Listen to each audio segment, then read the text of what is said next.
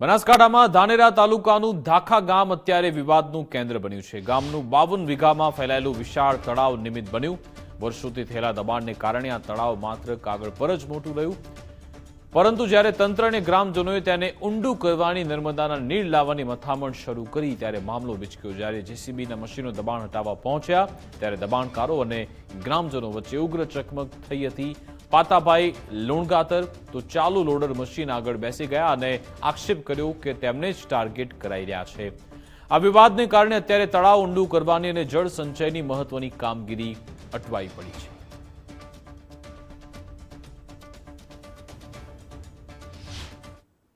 અમારા ગામની અંદર છેલ્લા 40 થી 45 દિવસની તળાવનું કામ ચાલુ છે।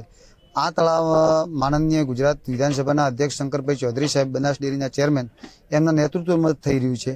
પરંતુ આજે આ તળાવમાં જે દબાણવાળા દબાણ ધારક છે એમને તળાવનું કામ રોકવામાં આવ્યું છે।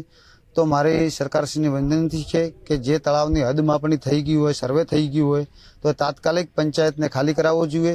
થેટ 17 તારીખે માપણી થઈ સીટ આવીએ અને 19/2ની હદ માપણી થઈ, તેમ છતાં આજ દિવસ સુધી પંચાયતે કોઈ કાર્યવાહી કરી નથી દબાણ ધારક ઉપર।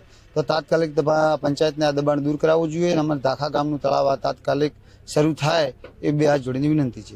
આ તળાવ ખોદાતો તો આ બાજુ માટી નાખતા હતા, જેમ આ સાઈડમાં મેં એમને ના પાડી કે ભાઈ આ બાજુ નાખો નહીં, નીચેના ભાગમાં માટી નાખો।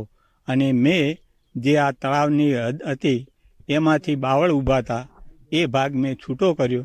15 થી 20 હજાર રૂપિયા મેં ખર્ચો કર્યો મારો પોતાનો, અને મેં જીસીબી લાવી અને બાવળ કઢાયા, મેં અંદર નાખ્યા મારી સાઈડમાં।